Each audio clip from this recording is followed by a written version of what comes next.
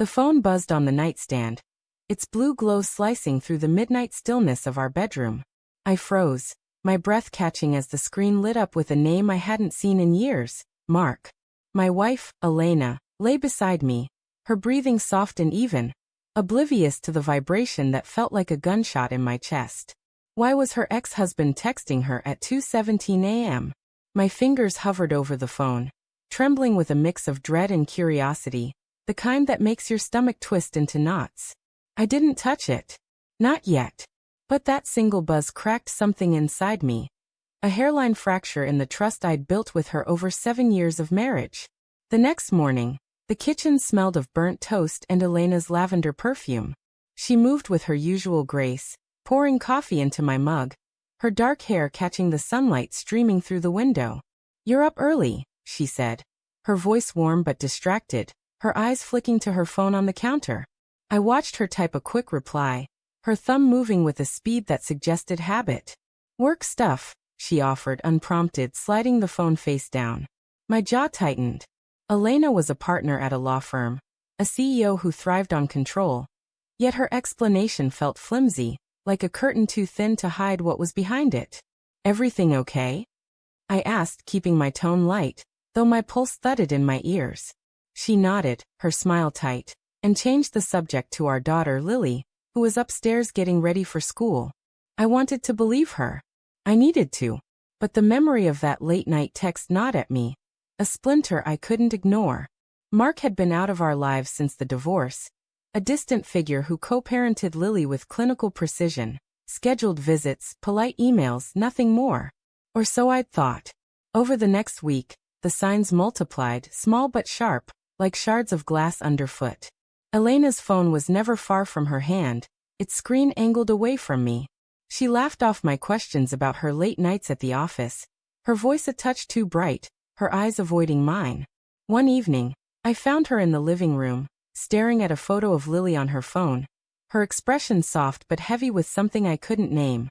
Guilt, maybe, or longing. "You okay?" I asked again, hating how often I was asking that question. She blinked, startled, and tucked the phone away.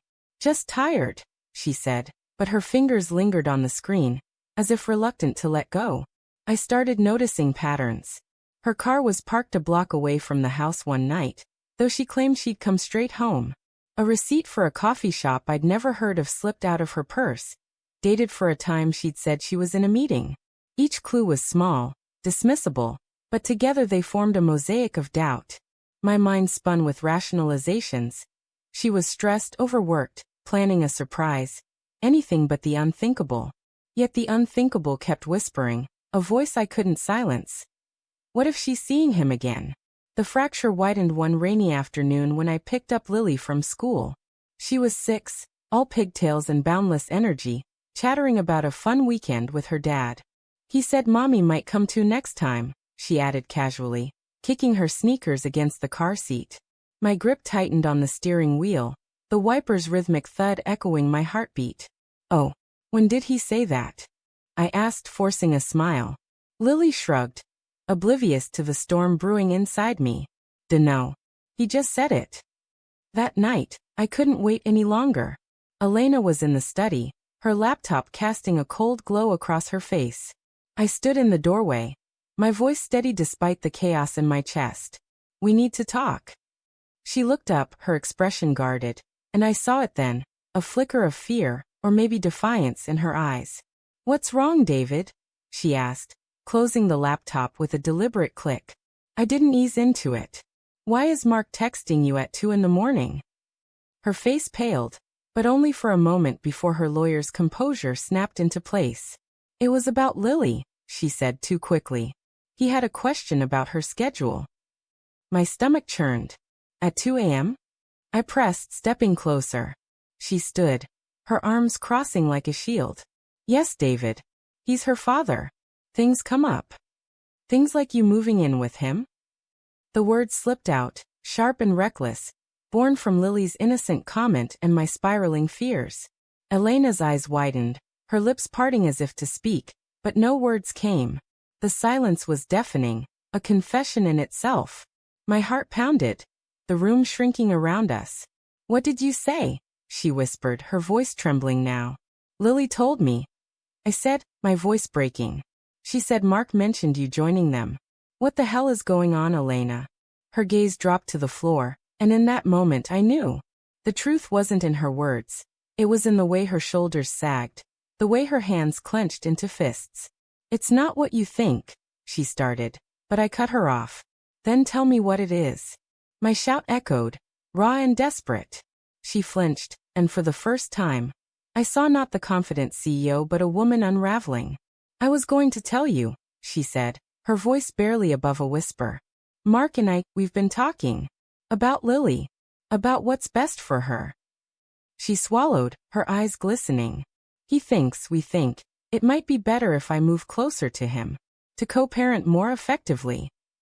The words hit like a physical blow, stealing my breath. Closer. I echoed, my voice hollow. You mean move in with him? She shook her head, but the denial felt weak. Not like that. It's for Lily. She needs both of us, and the distance, the back and forth, it's hard on her. Her words were rational, practiced, but they couldn't mask the truth I felt in my bones. This wasn't just about co-parenting. There was something else, something she wasn't saying. I stepped back, the room spinning. How long have you been planning this? I asked, my voice low, dangerous. She hesitated, and that pause was a knife twisting in my chest. A few months, she admitted, her voice breaking. I didn't want to hurt you, David. I love you. I don't know if I can keep doing this. Doing what? I demanded, my anger surging. Being married? Being with me? She didn't answer, and the silence was worse than any confession. I saw it all then, the late-night texts, the secretive glances, the coffee shop receipts. Not just planning, but longing. A pull back to a life she'd left behind, to a man she'd once loved. Maybe still did.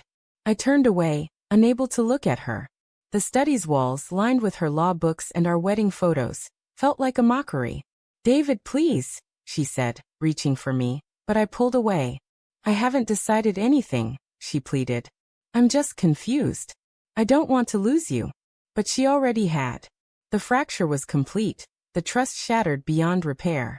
I walked out of the study, her sobs echoing behind me, and stood in the hallway, staring at Lily's bedroom door. My daughter, the one constant in this storm, was asleep, unaware of the wreckage unfolding. I wanted to scream, to break something, but instead, I sank to the floor, my head in my hands. The next morning, Elena was gone. A note on the kitchen counter said she needed time to think, to figure out what was best for Lily. For us. But I knew the truth. She was with him, testing the waters of a life she thought she'd left behind. The betrayal wasn't just in her leaving. It was in the months of secrets, the slow erosion of our marriage while I'd been blind, trusting, loving her with everything I had. As I sat there, Lily's laughter drifted from the living room, oblivious to the void her mother had left. I clutched the note, its edges crumpling in my fist, and realized the twist. Elena wasn't just betraying me. She was betraying herself, chasing a past that would never be what she imagined. And I, the man who'd built a life with her, was left to pick up the pieces, wondering if love could ever feel safe again.